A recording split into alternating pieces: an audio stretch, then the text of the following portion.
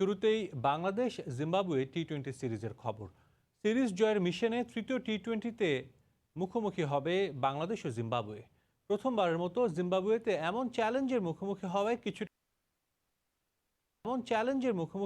কিছুটা ব্যাকফুটে টিম বাংলাদেশ। তবে দলীয় পরিকল্পনা মাঠে ঠিকঠাক কাজে লাগানো গেলে জেতাটা কষ্টকর হবে না বলে মনে করেন পেসার শরীফুল ইসলাম।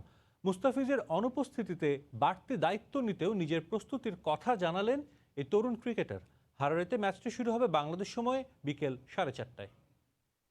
বলার কথা যদি বলেন, প্রথম দিকে খুবই খারাপ লাগতো। এখন মোটামুটি কিছুটা হলেও নিজের সাথে খাপ খাইয়ে নিছি, কারণ এটা এখন কোভিডের কারণে এটা আমাদের পালন করতে হবে, তাছাড়া খেলা অসম্ভব। বায়োবাবল ফ্যাটিকটা ভালোই ভোগাচ্ছে ক্রিকেটারদের।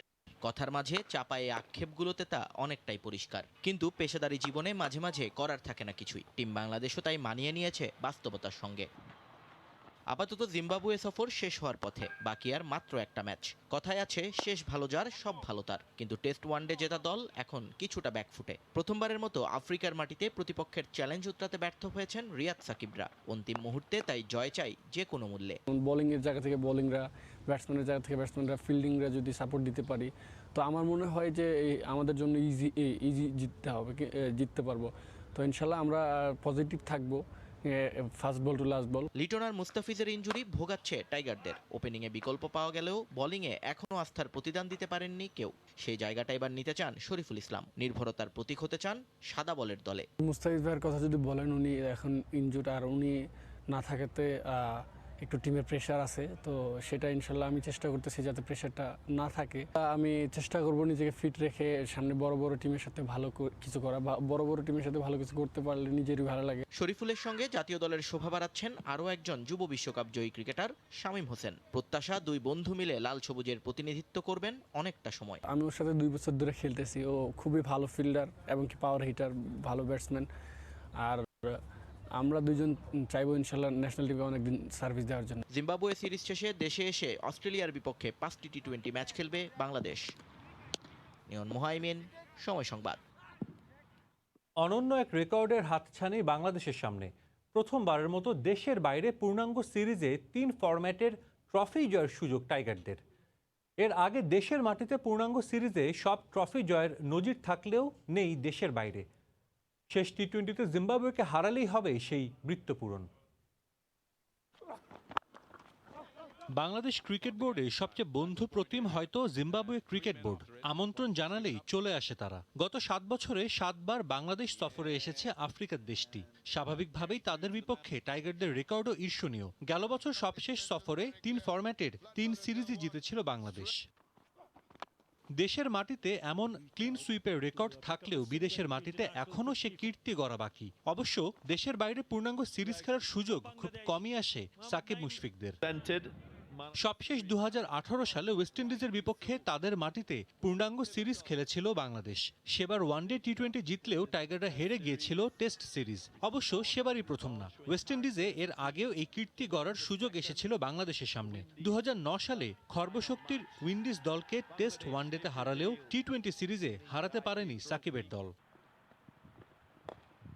সেই আক্ষেপ ঘোচানোর সুযোগ এসেছে এবার। জিম্বাবুয়ের বিপক্ষে আগেই টেস্ট ও ওয়ানডে সিরিজ নিশ্চিত করা টাইগাররা গেল ম্যাচেই পারত এ বৃত্ত পূরণ করতে, কিন্তু দলের ব্যাটিং ব্যর্থতা অপেক্ষা বাড়িয়েছে। আর তাই শেষ টি-20 জিতলে সিরিজ জয়ের সঙ্গে অর্জনের খাতায় যোগ হবে নতুন আরেকটি অধ্যায়। সাজিদ মুস্তাহিদ, সময় সংবাদ।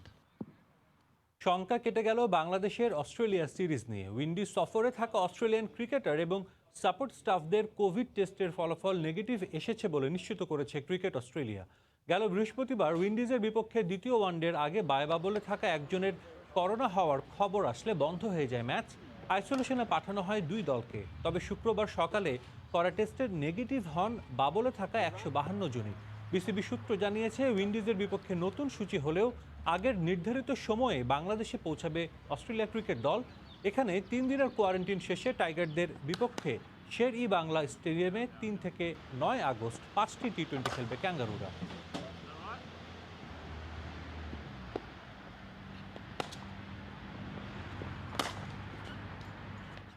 বাংলাদেশ জিম্বাবুয়ে সিরিজ নিয়ে কথা বলতে রিকার্ভ আর্চারির মিশ্র দ্বৈত ইভেন্টে স্বপ্ন পূরণ হলো না রোমান সানা ও দিয়া সিদ্দিকির। কোয়ার্টার ফাইনালে ওঠার ম্যাচে দক্ষিণ কোরিয়ার কাছে 6-0 সেটে হেরে অলিম্পিক আর্চারির রিকার্ভ মিশ্র দ্বৈত থেকে বিদায় নিয়েছেন দুজন। আর্চারিতে দক্ষিণ কোরিয়া বরাবরই সেরা, মিশ্র দ্বৈত ইভেন্টেও শুরু থেকে অপ্রতিরোধ্য ছিল তারা। তাদের বিপক্ষে লড়াইটা যে কঠিন হবে তা শুরু থেকেই জানা ছিল। তবে গেল মাসে World Cup stage tour performance আশা জাগিয়েছিল দেশের দুই আর্চারকে নিয়ে।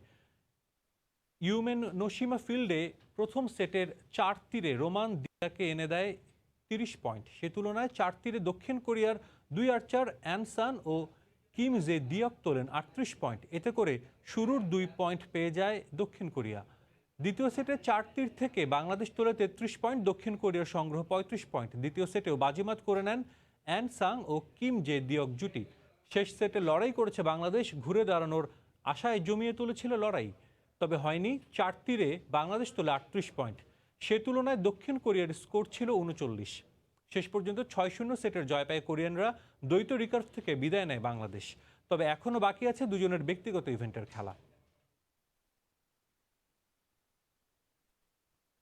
ইতিহাসের পাতায় ঠাঁই করে নিলেন চীনের শুটার ইয়াং কিয়ান। প্রথমবারের মতো অলিম্পিকে অংশ নিয়ে নারীদের 10 মিটার এয়ার রাইফেলে রেকর্ড গড়ে জিতেছেন টোকিও অলিম্পিকের প্রথম স্বর্ণ।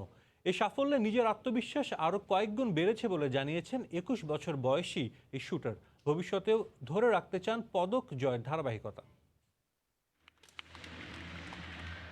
অলিম্পিকের প্রথম পদক যে কোনো ক্রীড়াবিদের জন্যই এটা দীর্ঘদিনের লালিত স্বপ্ন। প্রথমের স্মৃতি অমলিন থাকে আজীবন, কোনো সাফল্যই পূরণ করে নিতে পারে না সে জায়গা।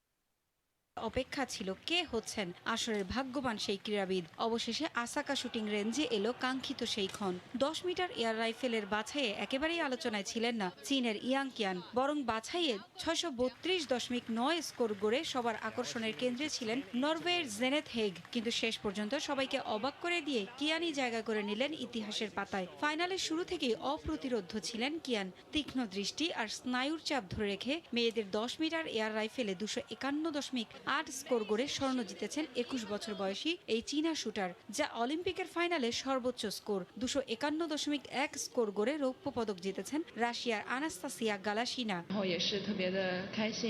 আমি কখনোই ভাবিনি স্বর্ণপদক জিততে পারবো। আমার কোচিং স্টাফ, পরিবার ও ফেডারেশনের সাহায্য ছাড়া এটা সম্ভব ছিল না। বাছাইয়ে মনে হয়নি আমি পারবো, কিন্তু টোকিও অলিম্পিকের নামের সঙ্গে আমার নামটাও জুড়ে যাওয়ায় আমি গর্বিত। এ সাফল্য ধরে রাখতে চাই আগামীতেও। ব্রোঞ্জ পেয়েছেন সুইজারল্যান্ডের নিনা ক্রিস্টেন, তার সংগ্রহ 230.6 পয়েন্ট। পারভিন আক্তার, সময় সংবাদ। হারানো দুই দক্ষিণ কোরিয়ার আর্চার আন সান ও কিম জে ডিউক মিশ্র রিকার্ভে স্বর্ণ জিতেছেন। এদিকে আসরের দ্বিতীয় দিনেই পদক জিতল ভারত। ভারোত্তোলনে ক্লিন অ্যান্ড জার্কে 49 কেজি ওজন শ্রেণীতে রৌপ্য জিতলেন মীরাবাই চানু। ইরানের হয়ে 10 মিটার পিস্তলে স্বর্ণ জিতেছেন 41 বছর বয়সী জাভাত ফরেগি। আর ইসরায়েলের জুডো খেলোয়াড়ের বিপক্ষে খেলতে না চাওয়ায় সাময়িক নিষিদ্ধ হয়েছেন আলজেরিয়ান অ্যাথলিট ফেথি নুরিন। আর্চারিতে মিশ্র ইভেন্টে রোমান সানাদের যারা হারিয়েছেন তাদের গলাতেই উঠল এবারের অলিম্পিকের স্বর্ণ। মিশ্র রিকার্ভে দক্ষিণ কোরিয়ার দুই আর্চার আনসান ও কিম জে ডিউক বাজিমাত করেছেন। ফাইনালে নেদারল্যান্ডসকে হারিয়ে স্বর্ণ জিতেছেন এবারের আসরের অন্যতম ফেভারিট এই দুই আর্চার। এদিকে আসরের দ্বিতীয় দিনেই পদক জিতল ভারত। ভারোত্তোলনে ক্লিন অ্যান্ড জার্কে 49 কেজি ওজন শ্রেণীতে রৌপ্য জিতলেন মীরাবাই চানু। মণিপুরি এই অ্যাথলিট কমনওয়েলথ গেমস ও এশিয়ান গেমসে স্বর্ণ জিতেছিলেন। বাকি ছিল কেবল অলিম্পিক পদক। 202 কেজি ওজন উঠিয়ে রৌপ্য জিতেছেন 26 বছর বয়সী এই অ্যাথলিট। অবশ্য এতদূর আসতে পথটা সহজ ছিল না মীরাবাইর। জীবনের শুরুতে কাঠকুড়িয়ে বিক্রি করতেন এই ভারোত্তোলক।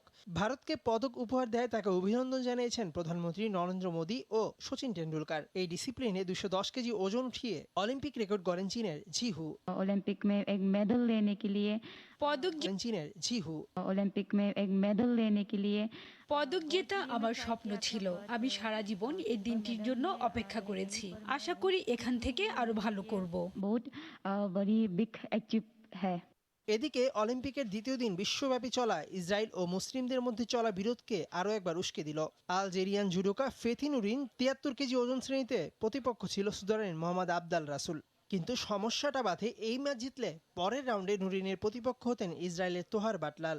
ফিলিস্তিনি মুসলিমদের উপর নির্যাতন স্বরূপ তিনি না খেলার সিদ্ধান্ত নেন। এই জন্য তাকে সাময়িক বরখাস্ত করেছে আন্তর্জাতিক জুডো ফেডারেশন।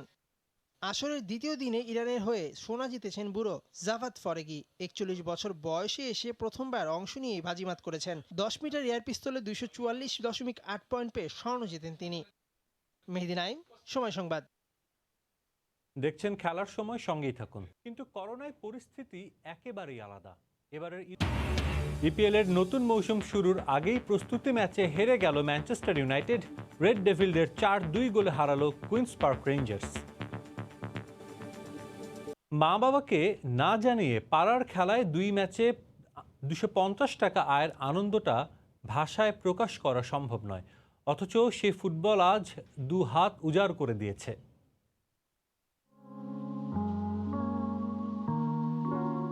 যখন 100-200 টাকা দিত ঈদের দিন, তখন মানে অনেক বেশি খুশি হতাম, কারণ এত টাকা একসাথে দেখতাম না ছোট থাকতে।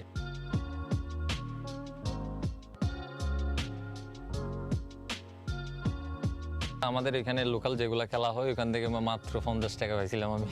এরপর একটা টুর্নামেন্ট খেলছিলাম, তো ওখানে 200 টাকা, 50 আর 200-250 টাকাই আমার লাইফে প্রথম ইনকাম ছিল।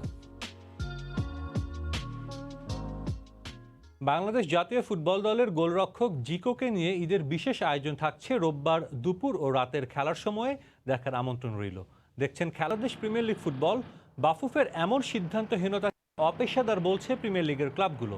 লিগ দীর্ঘায়িত হওয়ায় খরচের বোঝা বাড়ছে ক্লাবগুলোর, খেলোয়াড়দের অনুশীলনে বিঘ্ন ঘটছে।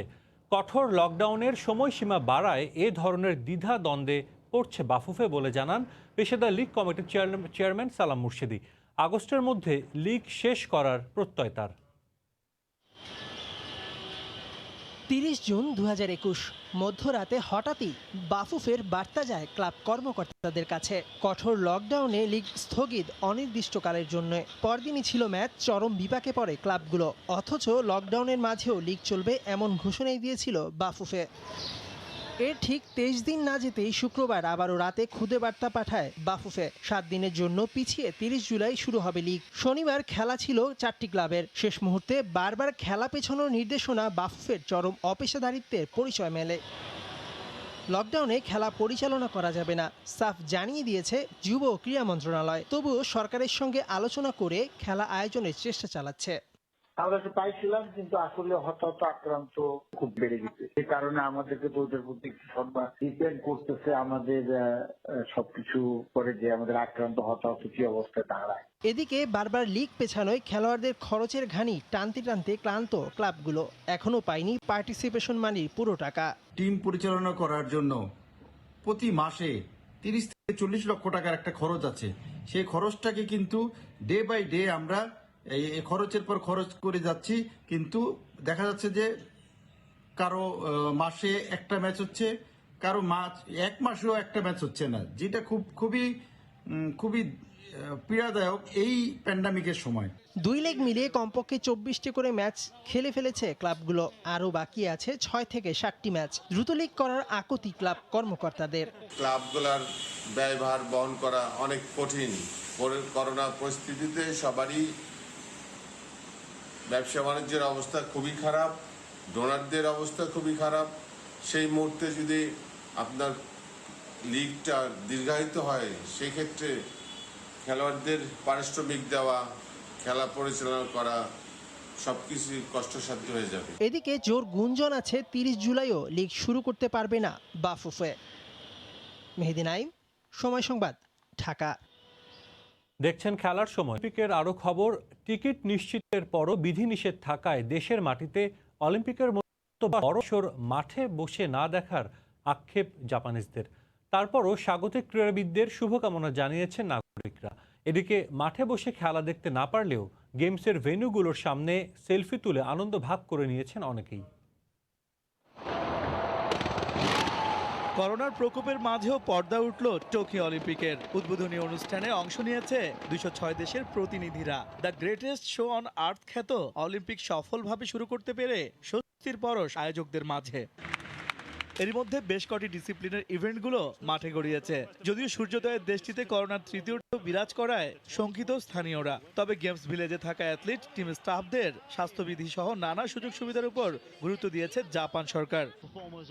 এদিকে আয়োজক দেশ জাপানে করোনা সংক্রমণের হার ঊর্ধ্বমুখী হওয়ায় অলিম্পিকের এবারের আসরে স্টেডিয়ামে দর্শক প্রবেশের অনুমতি মেলেনি। তাই উদ্বোধনী অনুষ্ঠান টিভি পর্দায় দেখে সময় পার করে জাপানিজরা। যদিও টোকিওর অলিম্পিক স্টেডিয়ামের সামনে জড়ো হয় হাজারো নাগরিক। টিকিট নিশ্চিতের পরও বিধিনিষেধ থাকায় গেমসের ইভেন্টগুলো দেখার সুযোগ পায়নি কেউই। তাই তো ভেন্যুগুলোর সামনে সেলফি তুলে আপাতত আনন্দ ভাগ করে নিচ্ছে অনেকে। দেশের মাটিতে পছন্দের ছবি তুলে উপলক্ষটি স্মৃতির ফ্রেমে বেঁধে রাখার প্রয়াস জাপানিজদের। তবে অলিম্পিকের মতো মেগা ইভেন্ট মাঠে বসে উপভোগ করতে না পারার আক্ষেপও তাদের কণ্ঠে।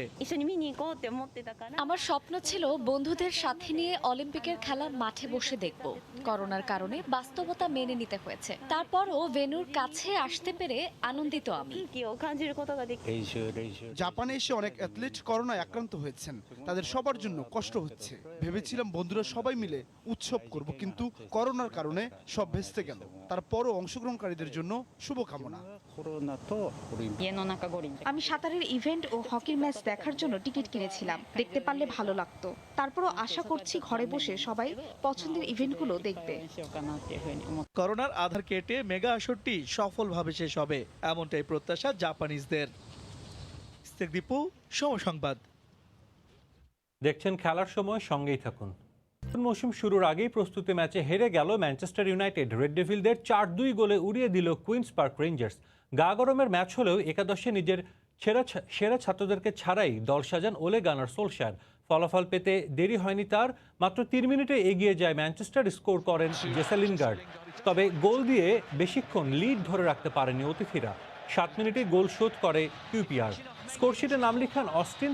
প্রথমার্ধে আর কোনো গোল করতে পারেনি কেউ। তবে বিরতি থেকে ফিরে আক্রমণের নেশায় পায় স্বাগতিকদের। 7 মিনিটের ব্যবধানে 3 বার বল ঢুকায় ইউনাইটেডের জালে। ডাইকসের জোড়া গোলের সঙ্গে 1 গোল পান আবু বাজো। 4-1 ব্যবধানে এগিয়ে যায় কিউপিআর।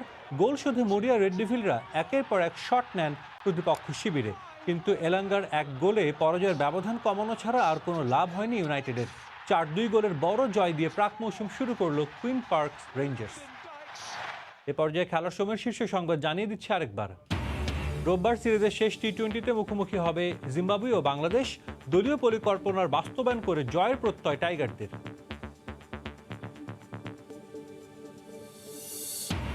বাফুফের বারবার লিগ পেছানোকে অপেশাদার বলছে প্রিমিয়ার লিগের ক্লাবগুলো। বাড়ছে খরচের বোঝা।